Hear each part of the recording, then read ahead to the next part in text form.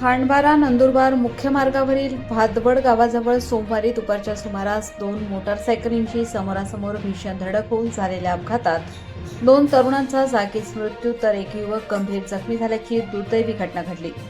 मृतांमध्ये भूषण देविदास पाडवी वय 19 वर्ष राहणार लहान कडवान तालुका नवापूर आणि उदयसिंग अर्जुन वळवी राहणार शेंगदाणीपाडा परडीपाडा तालुका नवापूर यांचा समावेश आहे।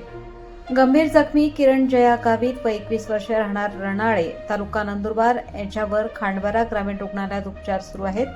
अपघाताची माहिती मिळताच परिसरातील नागरिकांनी घटनास्थळी धाव घेत जखमींना मदत करण्याचा प्रयत्न केला, मात्र गंभीर अपघात असूनही वेळीच शासकीय रुग्णवाहिका उपलब्ध न झाल्याचा आरोप स्थानिकांनी केला।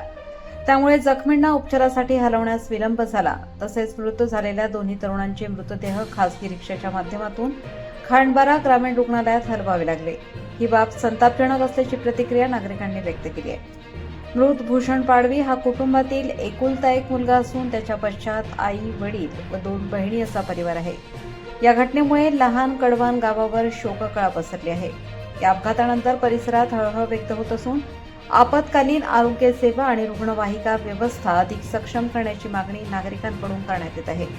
दरम्यान विसरवाडी पोलिसांनी घटनास्थळी पंचनामा करून पोलीस ठाण्यात अपघाताची नोंद करण्याची प्रक्रिया सुरू असून विसरवाडी पोलीस ठाण्याचे सहाय्यक पोलीस निरीक्षक जयेश खलाणे यांच्या मार्गदर्शनाखाली पुढील तपास सुरू केला असून अपघाताचे नेमके कारण शोधले जात आहे।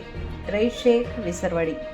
खांडबारा नंदुरबार रस्त्यावर भीषण अपघात झालेला आहे। तिथं टायमावर रुग्णवाहिका न पोचल्यामुळे तरुणांना आपला प्राण गमावा लागला आहे। खाजगी रिक्षामध्ये तरुणांना घेऊन खांडबारा रुग्णालयात हलवण्यात आले आहे।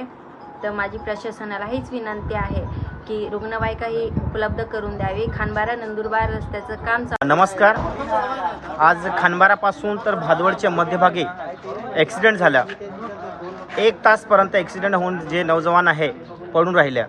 खांडबाराला संपर्क केल्यानंतर सुद्धा रुग्णवाहिका उपलब्ध नाही झाली, कारण 1 तासपर्यंत जर रस्त्याचे काम चालू आहे, रुग्णवाहिका जर उपलब्ध झाली नसेल तर मला सांगा, जर योग्य वेळेस रुग्णवाहिका उपलब्ध झाली असती तर ते 2 तरुण मेले आहे ते जिवंत झाले असते। एक तरुण आता नंदुरबारला पाठवलेले आहे। तर मला असं वाटतं की रस्त्याचे काम सुरू आहे तर प्रशासनाने लक्ष दिलं पाहिजे। जर रस्त्याचे काम चालू आहे तर नेहमी ॲक्सिडेंट होत असतात।